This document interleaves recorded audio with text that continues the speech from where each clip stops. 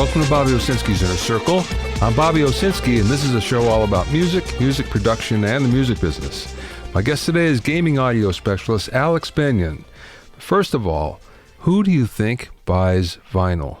Well, in the United States, it's pretty much a cross-section, although it tends to lean pretty young, and actually millennials tend to buy the most vinyl. In the UK, it's completely different. A new survey by YouGov has found out that the majority of buyers in the UK are men between 45 and 54, and they're lonely. It turns out that there's a couple impediments in the UK. The first being the cost of vinyl. So even if many young people, millennials and younger, would want to buy vinyl, they actually can't because they just don't have the dough. So that's the first thing. But what they found out is pretty interesting in that most of the people in the UK that are buying vinyl basically are rebuying it for the second time.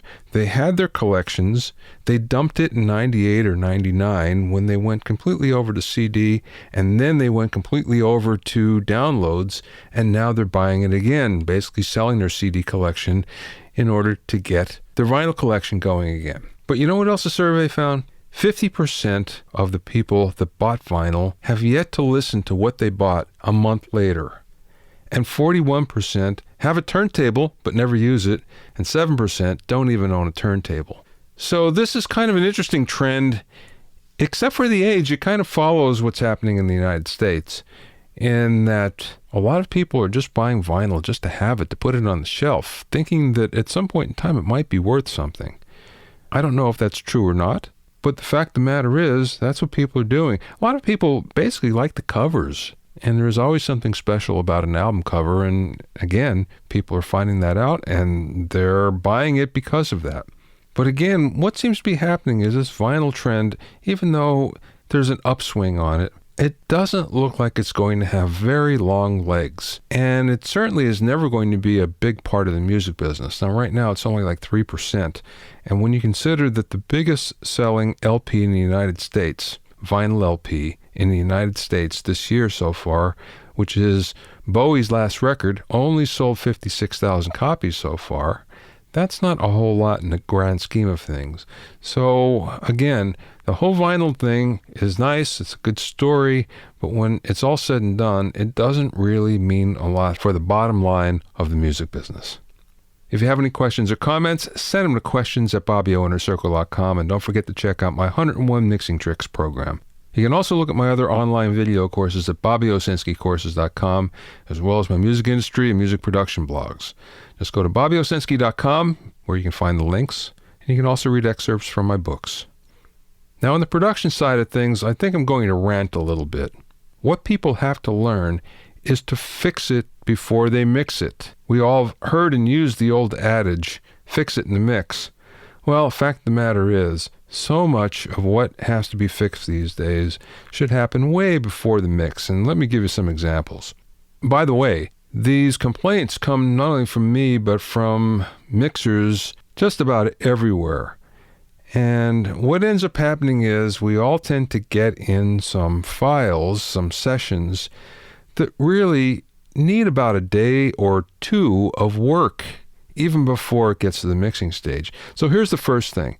The mixes don't come in clean. So basically there's lots of noises and there's lots of clicks in the fades and things like that, and people just aren't careful enough when they go in to actually do all those fixes, or they actually don't even do the fixes. So therein lies the problem. And then what happens is it's up to the mixer to do all those fixes. The problem is all those noises are cumulative.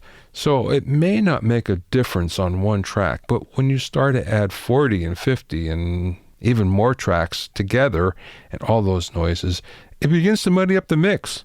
And let's face it, it's easy enough to have a muddy mix already, so it's kind of nice when you can clean that stuff up. So that's pretty important. A major complaint by mixers everywhere is the lack of labeling. And what you'll end up getting is a session in that will say, John, Bob, Tom, Alex. Well, what does that mean? Are they vocals? Are they guitars? What are they playing? Which means that you have to go in and you have to listen to all that, which takes a lot of time. It would be really nice if it was nicely labeled where you can just see at least rhythm guitar, lead guitar, verse guitar, chorus guitar, things like that. And therein lies another problem. The fact that sometimes there's just guitar 1, 2, 3, 4, 5, 6, 7, which again doesn't have enough of a description to really tell you what to do. It should be guitar verse, guitar chorus, high guitar, low guitar, things like that are much more descriptive in order to make it easy for the mixer. Then another big complaint that everybody has is instead of the producer or the artist making a decision on which track they're going to use, they'll just include them all and let the mixer decide. Well, the big problem there is if you have 14 tracks of guitar and the guitar is all playing the same thing, or there are 14 different takes, you have to go through and listen to each one. And this is something that shouldn't be in the realm of the mixer. This should be in the realm of the producer. And the producer should do this way before it even gets to the mixing stage. So that's another problem. You have to take care of those things. And if you got 10 tracks of guitars, figure out the one that you need there. And sometimes there's 10 mics on a guitar. So they'll give you all those 10 tracks. But the fact of the matter is, you're never going to use all those. Usually it's just one and maybe two. So figure that out in advance before you send it to the mixer. And then yet another thing that's a problem is the fact that sometimes there's a sound that's on the demo, but yet the sound isn't on the session that comes in because the plugin isn't there. And then you're asked to come up with that same sound because the producer, the artist, the label liked it. But you can't because you don't know what that plugin is and you don't know what the settings are.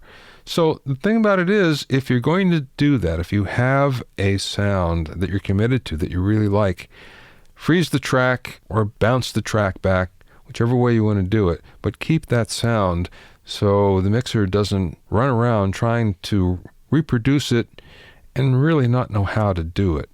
So again, these are some of the problems that you see that keep on coming up. Before you send something off to mix, make sure you label everything. Make sure you get rid of all the noises, make sure you tighten up those fades, and make sure you commit to any plugins that you really, really like. That will really make the mixer's job a whole lot easier, and the mixer is going to do a much better job as a result. My guest today is Alex Benyon, who's worked as an audio designer for video games like Guitar Hero Live, DJ Hero, and Call of Duty, among many others. I spoke with Alex recently via Skype from his studio in the UK, where we discussed his very unique job. How did you get into video games? Because I take it you must be a musician first, right? Just like all of us, musician first, and then you get into audio, and then it takes a twist someplace. So tell me that whole progression. Yeah, well, basically, I mean, yeah, it's sort of guitarist, or like since I was young, so studying music for years, and I went to music college with Leicester College in England. Studied contemporary music, gave me my first taste of sort of studio work, technology, sort of seeing how sort of like music and audio works with sort of like computers and stuff like that. And so did that for. I ended up working there for a few years, and it was through that I made a friend who ended up getting a job in video games and asked me if I wanted a job. So it was a very fortunate sort of right place, right time. Knew someone on the inside, as it was, and that's how I got into it, really. What was your first job then? Your first job in video games? It was with a video games company called Freestyle Games, which is in a town called Leamington Spa. And at the time, they were working with Activision, big games developer in America, and they were starting to do downloadable content for the Guitar Hero games. So the team in Leamington needed to hire in MIDI designers, and basically MIDI designers are the guys that take the music like from the artists and turn it into the gameplay that you play the colored buttons along to the music. So you need musical background, especially guitars, things like that, because then you can interpret what the guitarist would actually play into the 5-button gameplay so that it feels similar. I mean, it's never going to be the same, obviously, but if the guitar parts go up in pitch, the gameplay will follow it on the buttons, so it has some sort of connection to the music. So they asked me to come do a trial markup. Everything was great. Joined the team for a couple of years. Yeah, there was quite a few of us doing all the gameplay design for the Guitar Hero content. I gotta say, I'm a guitar player, as you can see by the rack of guitars next to me here, and I was totally baffled by Guitar Hero. I mean, I knew how to play those songs, and I couldn't play that controller. It just made me crazy. How did you adapt? I struggled to begin with. I mean, I was finding things like I was trying to play the strum bar with a plectrum just to try and find some sort of like connection to it. Yeah. But I guess it was one of those things that the more you play it, the more you kind of need to try and not play it as a guitarist because it's not playing the guitar. Yeah. And that was the biggest thing that I found to sort of overcome. And then once I kind of started, especially sort of getting to actually do the markup myself, it's a great way to learn how it's it's playing and the connection. And after a while, it just becomes sort of you zone out and you're just looking at all the dots coming down at you and you're just playing the buttons. But yeah, I think just playing it over and over, it sort of, you start to get a connection for it. And there's some incredible people like on YouTube who can just like 100% things like the Dragon Force Through the Fire and Flames and crazy tapping. And I've never got that good. Yeah, I know. Me either. What surprised you about the video game business? I don't know, really. I think I wasn't quite sure what I was expecting. Obviously, there's the childhood dreams of just sitting around and playing video games all day, which isn't quite the case. But I think I was amazed by the passion and the dedication of everyone that works in the industry. I mean, sometimes it asks a lot of you in terms of, sometimes you have to do incredibly long days and, you've got really tight deadlines and things like that. But anything that you're passionate about, you go that extra mile, and there's a lot of camaraderie, and it's a great industry. It's fun to work in. What were the tools that you were using most of the time? As in like software and... Yeah. It depended really. I mean, for Guitar Hero, we were doing a lot of the MIDI markup in Sonar, which was because at the time the studio that was creating the Guitar Hero games, Neversoft, which was in California, that's the program they were using. So we were sort of adopting their tool set and software. But over the course of the years, we worked. The studio in Leamington was responsible for creating DJ Hero, which kind of the DJ take on the Guitar Hero games, and that was completely done in house. And we were using Ableton for doing things like the MIDI design and the because DJ Hero was kind of mashing up two different songs, much like a DJ. So we had actual DJs in London doing those mashups, and they were all working in Ableton because that's their sort of choice of music program. But also, I mean, I'm very much from a Cubase background for doing sort of mixing and recording. But as with sort of all, I guess, audio studios and sound effects studios and stuff like that, Pro Tools is very much a common language. So, I've had to learn that. So it's just really kind of been as flexible as I can be in as many programs as I can, just so that, if I have to work in one program one day and another DAW the other day, it's super useful to be able to do that. Were you doing mostly MIDI programming? To begin with, yeah, in Guitar Hero, it was basically, so we take the MIDI piano roll, and we'd have mapped to it the buttons on the controller down the side of the MIDI, and we were basically dotting in where we wanted those notes to appear in game, how long for, and stuff. So it was like basically five strips of the MIDI roll, and we were sort of drawing in the gameplay, and then the game would take that MIDI data and turn it into gameplay. Mm-hmm. Okay, so that was the beginning, and then you went into something else. Yeah, so for DJ Hero, again, we were using Ableton.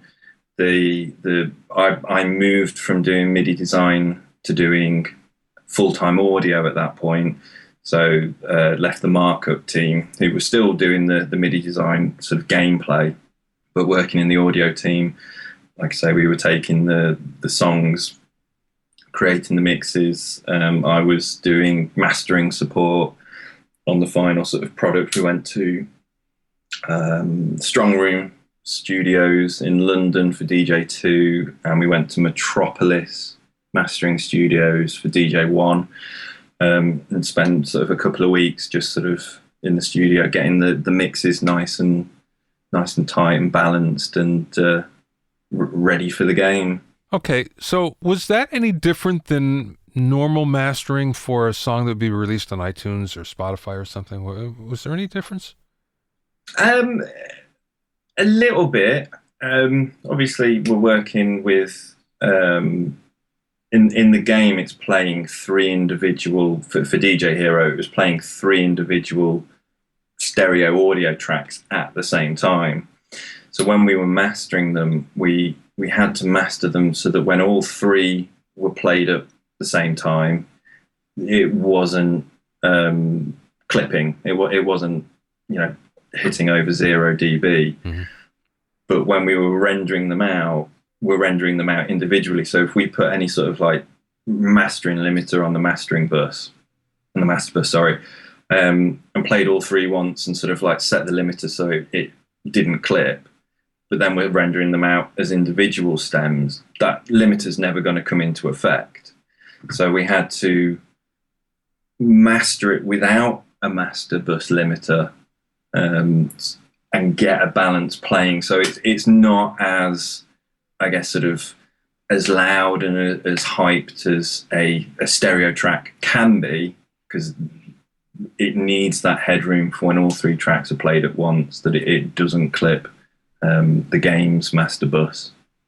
But individually, it's the same sort of process. I think we did everything in the box. We used Ozone 4 at the time. Mm-hmm. So we were still going through the same sort of process, mastering approach of, mastering EQ and compression and stuff for each individual stem track. But we just didn't have that final mastering limiter. What were you getting in from the bands? Were you getting the multi-tracks in? Were you getting stems? How did that work? Yeah, so for DJ Hero, we were working. There was an incredible music licensing team at Activision who were working with record labels and artists. And if there was a song that we wanted in the game, they would go to the label and the artist, and they would basically request, if they had them available, the multi tracks, so that the DJs could edit up vocals and things like that for the gameplay. Or if they weren't available, then we would, at least try and get the like the stem bounces of the instrumental stems. But sometimes we had to make do with just like an instrumental and an a cappella. But for Guitar Hero Live, which came out last year, which was a big game that Freestyle Games was responsible for, that was very much where possible, we needed multi-tracks for everything, because we were taking the original songs and doing sort of similar mixes, but tweaking things for gameplay and boosting the guitars. So yes, some tracks I think the most I worked on there was a Biffy Clyro track, and that had I think it was about 66 multi-track channels Yeah. on it. But mostly it was the average was about 20, 25 sort of tracks. You're lucky that some of the mixes I get in are in the hundreds. I mean, it goes crazy, but ridiculous, redundant tracks a lot of the times. You're looking at 5 different guitars going, oh, okay, wait, this one will work. So Yeah. there's a lot of that, which probably you didn't have to do, I guess, right?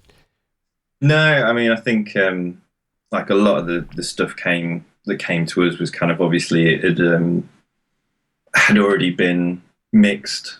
It was the pre-master stems that they were either archived or they went back to the original project, and we had a guideline of what we wanted. So we wanted like individual guitar stems, our single vocal stem. We set out exactly what we'd like them to deliver to us, because obviously someone's already put their time and their touch onto the mix, and if we could get the stems sent to us that kind of represented that, then that obviously saves us a lot of time and also keeps the integrity of the original track. The stems came with all of the effects then, so you didn't have to worry about that, I assume, right? Most of the time, yeah. There was we requested that they were sort of all post-processing, and the idea was that when we dropped all the stems into Cubase or Pro Tools and we hit play, it was as close to the original as we could get, bar some minor tweaking. Didn't always happen. Sometimes we got some through, and we had to spend a lot of time just kind of tweaking instruments and synths just to try and bring back that original sound that obviously some of the tracks had been done on outboard, and someone's had to go in and sort of call up the notes and try and set everything up to how it was and render it out, and it's not come out quite the same. So, never does. Yeah. Wow. So so if it was all done in box, quite often it just sounded perfect straight away. So sometimes it was straightforward, sometimes it wasn't. It must have been a lot of fun, though, listening to all the individual tracks. I know whenever I can hear isolated tracks, I just love it to listen in through the mix and be able to hear what people are doing and how they're doing it. It's always fun for me. It must have been a blast for you. Oh, as a sort of mix and mastering engineer, it was a privilege to hear some of the tracks. 'Cause, I mean, we had in Guitar Hero, we had like The Who Won't Get Fooled Again. Yeah. I got to listen to like all the individual instrument stems for that track. There was some Queen in there, being able to like just solo out like just Freddie's vocals and listen to all the harmony parts, and and sometimes it's so interesting, especially a lot of the modern tracks. There was a track by the band The 1975 that was in the game, and the production on it was stunning. It sounded so nice, and soloing all the tracks, you could hear all these just like texture layers that weren't audible in the mix. Yeah. But when you removed them, you could tell something was missing, and it was so nice to sort of be able to see all the different production techniques that have been used, and it was an absolute privilege. I have an online mixing course. It's called 101 Mixing Tricks, and it is 101 different mixing tricks. And one of the things that I tell people in it is the fact that there are no boring tracks in a mix, even though you might think there's something that's very mundane, a percussion part, a pad a lot of times. There's more on those parts than you think that are making them interesting, and you strip that stuff off and all of a sudden it is really bland and boring, and you don't realize it until you get inside and start to listen, which again you had the privilege of doing. That's great. Yeah. And like you're saying, sometimes you could solo a track and you'd be like, what on earth is that? That is just noise, but it just adds something. Yeah. And it's super interesting to sort of be able to pick apart, especially the old tracks, and be able to hear things like the I can't remember which track it was for DJ Hero, but like it was an old 60s, 70s track, and there was a brass section on it, and you could just solo that section. You could hear them sort of between their parts, just clicking on the instruments and sort of a little bit of talking to each other, and it's just like snapshots into sort of when it was recorded. It's great. Yeah, and all that stuff is taken out these days. Everything is so clean. It's way different, and there was some magic to all of that. And the mistakes that they had to leave in because you're on tape, you ran out of tracks, you couldn't do another one, or all the things like that. It's, as you say, it's an interesting snapshot to go back and look and even compare against eras, How long does it take to do a song for a game? So like in DJ Hero or Guitar Hero, when you get the tracks in, how long does it take until it's completed? For DJ Hero, it was so varied because obviously they're getting the tracks in, and then they're cutting them up and remixing them, and so it could take months to do one song to make sure that the remix made for good gameplay, because that was always the main part with DJ Hero, was like the gameplay drove how the remix was created. So that, that could take months to really finesse a remix. But for Guitar Hero, because we weren't editing the structure of the tracks, it was purely mixing the instrument tracks that got sent through.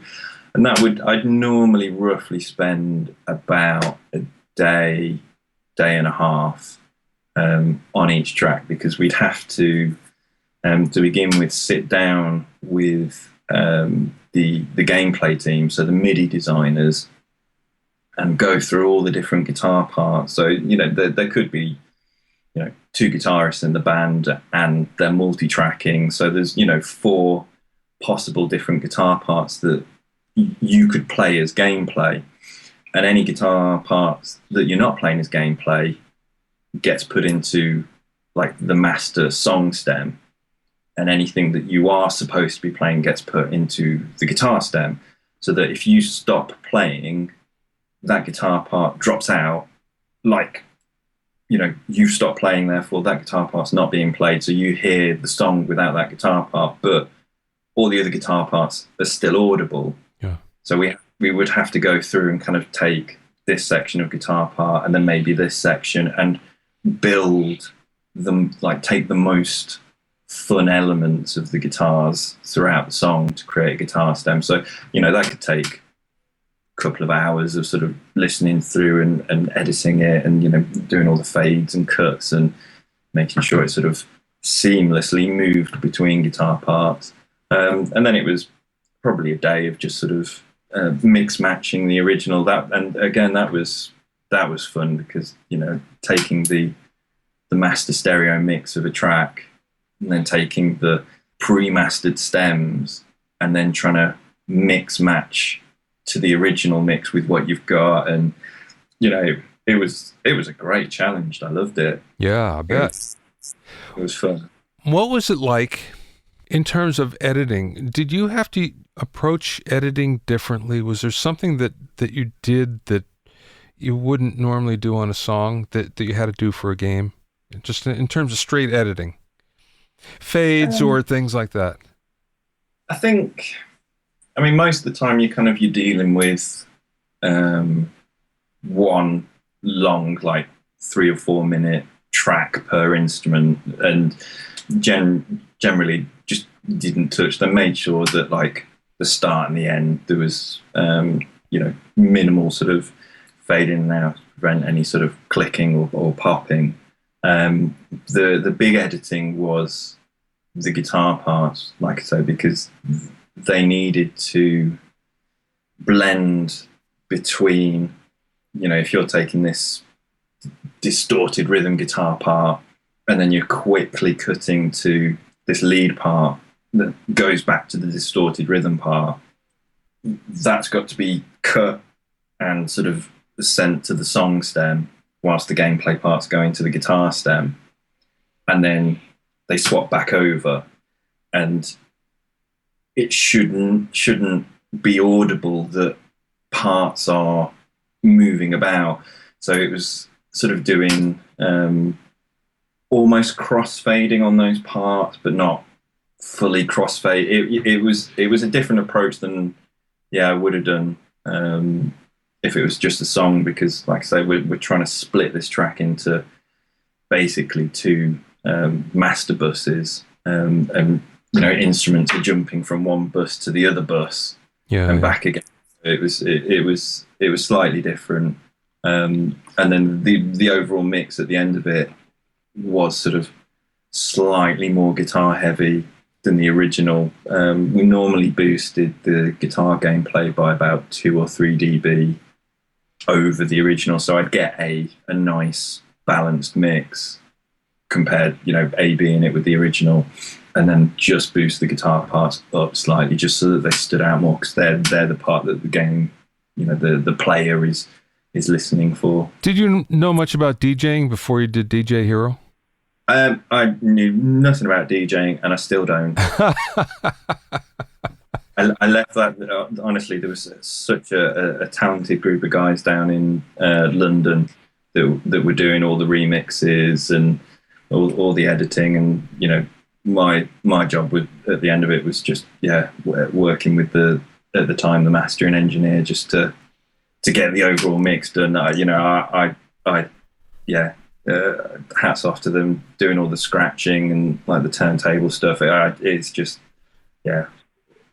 not something I've ever managed to pick up. I'm with you, brother. Yeah. I can totally respect it and appreciate it, but I've tried and I am awful at scratching. Yeah, I hear you, man. Okay, so do you work for Freestyle, or are you an independent? How does that work? So I've become freelance now. Yeah. We finished Guitar Hero last year. I think it got released in October, and then April went freelance, sort of working from home. I've just finished working on another music rhythm action game called Aero, which is done by a 2-man indie dev team in Leamington called Madfellows Games, and it's wicked. It's like a spaceship shooter game, but it's all done to like EDM and dubstep tracks, and the gameplay follows like the music. So enemies appear and you have to shoot them in time to the track, and there's various things sort of going on. There's like a glowing ribbon around the sort of the screen that is a lot like other sort of rhythm games, where it's like that is a part of the track. So it could be a vocal line or a synth part, and its movement reflects like the synth pitch and stuff like that, and you have to fly your ship around it, so you're playing the song as well as flying a spaceship and shooting stuff. So it's great. It's a nice take on it. It seems to me that since every game is different, it would mean that that what you do is different, because you have to adapt to the game, right? Or is there something that's common between them all? I think I think it's a bit of both, really. I mean, generally with sort of music rhythm action games, there is a song that is playing during the game, but there's always an element of that song that is the gameplay connection to the player. So it could be a vocal part, it could be a guitar, it could be a synth, and by playing that instrument or that vocal in however the game is getting the player to connect to it, gives you that feeling of being part of the music. Because if you mess up, then that instrument or vocal line disappears. So it's sort of, that's a negative thing, because it generally is like the cool sort of guitar part, and if you don't play it, you don't hear it, and the song isn't as good because it's missing that part. So it's trying to get you to do better at playing the game. Mm-hmm. So normally, like I say, you'll normally have at least two separate stereo mixed stems, and one is the song minus the gameplay element, and then the other one is just the gameplay element. So when for Guitar Hero, for Aero, for other games like Sing Party that I've worked on, it's always been working towards having at least two final mastered stereo stems that, when played together, sound like the original, but like I say, you can't stick a sort of a master limiter on them both because they've got to work individually without sort of clipping the game's master bus. So you know, you've got to try and get as much sort of power into those two stems without the final mastering limiter. So it sort of does a lot of shared approaches, but then, you know, depending on the game, depends on how many stems. I mean, the Guitar Hero World Tour, much like Rock Band, had individual. There was a guitar stem, there was a bass stem, there was a kick drum stem, there was a snare stem, and they were all playing at the same time individually, rather than just two stereo stems. So the mix approach on that, you know, would have to be even sort of more sort of aware of all these stereo stems playing at the same time and keeping them balanced without having any mastering limiter across them. Yeah. But yeah, it's fun as a mix engineer, sort of getting to mix sort of music tracks for video games, and it's a lot of fun. How about the budgets? So you're working on some big budget projects. I don't know about the last one, but the other two seem like they're huge budgets, right? Yeah. I probably can't go into too much detail, sort of legal stuff, but yeah, I mean, you know, the games industry now it's making more than the movie industry. So, you know, games are getting bigger and bigger budgets because they're making that more money, and you know, you're into millions and millions and millions of dollars for, you know, video games. You've got I wouldn't hazard a guess on things like Grand Theft Auto 5. I mean, that game's huge, and that had some ridiculous, I can't remember what it was, maybe it was 250,000 dialogue lines. So that's obviously, they've got actors, they've got, you know, VO studios. It's serious budgets. I have a good friend. He's actually been on the podcast, who's in charge of audio for Disney games.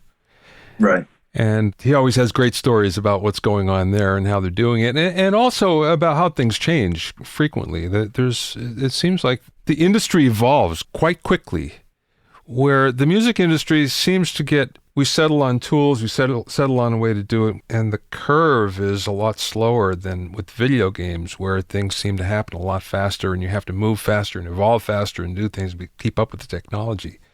Yeah, and you've got to keep evolving your games, because I mean, if you put out the 12th version of a game and it's exactly the same as the first one, it just looks a bit different. Yeah. People get bored. They want, you know, I mean, we're getting into the realms now of VR being in homes like so easily, and talks of like binaural recording and audio and stuff like that. And it keeps, like I say, technology drives the industry and how much we can do, especially with audio. I mean, if you look back to, like, you know, the 80s with Nintendo and stuff, and their little cartridge games, and how much space, and Atari 2600, how much space they had for audio.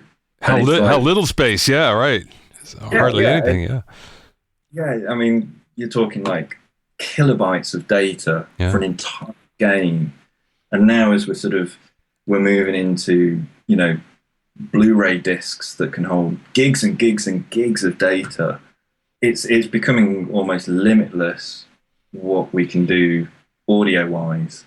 So I'm excited to see over the next few years how the games industry sort of takes on and develops, like I say, binaural recording for the VR headsets, and it's going to be really, really interesting. Well, I have some friends that they're not doing binaural, they're doing full surround headset mixes, and they're doing it for games and commercials. As a matter of fact, I have a friend that's just doing it for games, and they're very much in the forefront of how they're doing it and what they're doing. And it's interesting that I'll tell you that I think it's the future.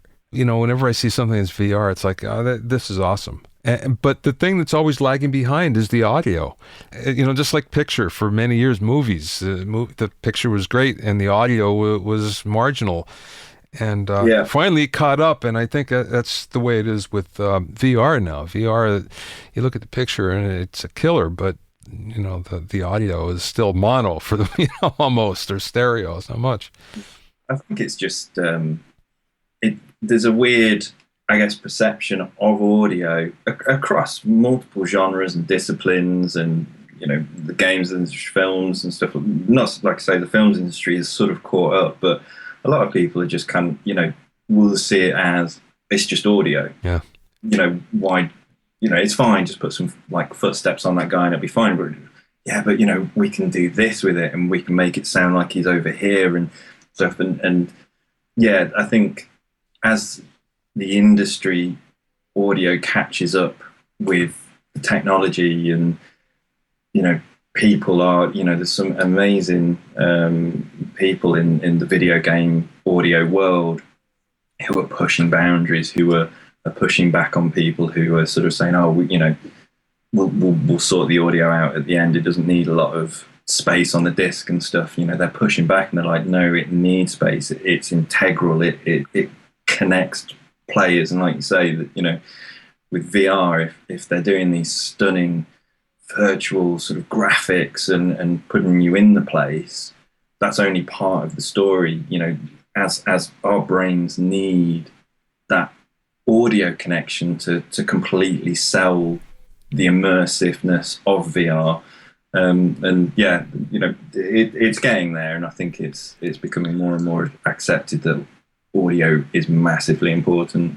I saw a scene from a VR movie that was really awesome, because you're in the middle of the scene, first of all, and you look, and usually it's happening in front of you. In this case, it's happening off to the side, so you turn around there, and then you hear footsteps and you hear a door behind you, so you have to turn around to see what's going on. And there were things that were leading you everywhere. So you're constantly looking back and forth. And I thought, this is wonderful. This is the way it's supposed to be, where in fact you do have a total immersive experience, and that's what we need, that immersive experience that's not just visual, it's aural as well, So.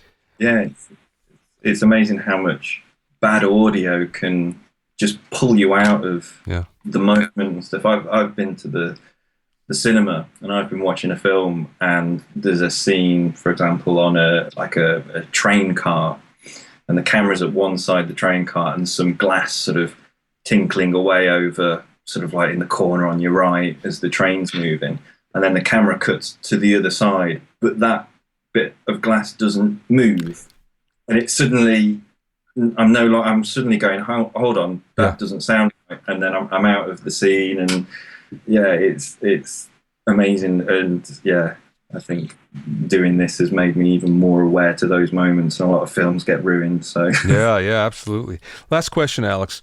Did you get some advice about the business, or about what you're doing, or how to do it, or did you learn something that was a major takeaway along the way?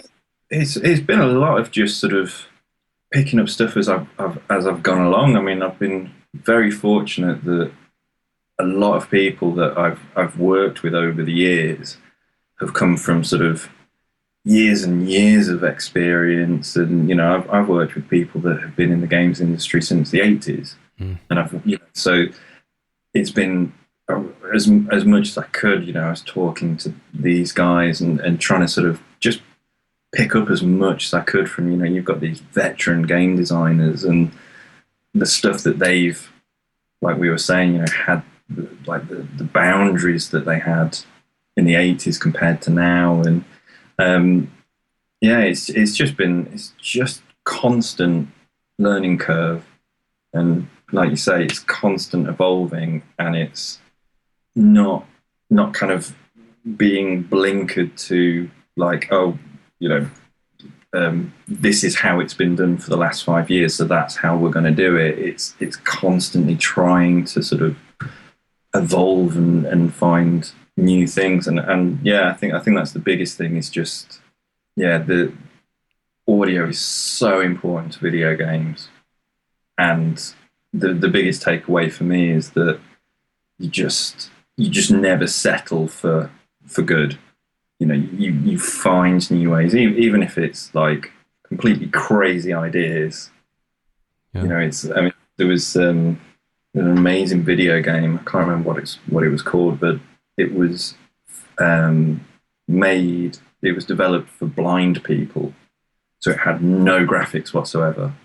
You played it with headphones, and the audio helped you move around this world of obviously of nothing. But who came up with that idea? I mean, it's so great. But people, it's such a great experience, and people are playing it blindfolded, and suddenly they're just getting immersed by the audio. And I think it's definitely keep pushing the audio, and don't let it get left behind by the technology.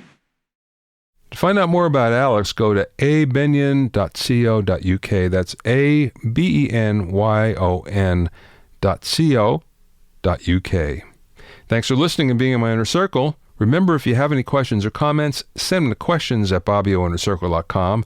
To listen to other episodes of Bobby Owsinski's Inner Circle, go to bobbyowsinski.com and select the podcast tab, or go to bobbyowinnercircle.com, or you can find it on iTunes, Stitcher, Mixcloud, and Google Play. At bobbyowsinski.com and bobbyowinnercircle.com, you'll also find a sign-up form for my newsletter and for alerts for new podcasts. This is Bobby Owsinski. I will see you next time.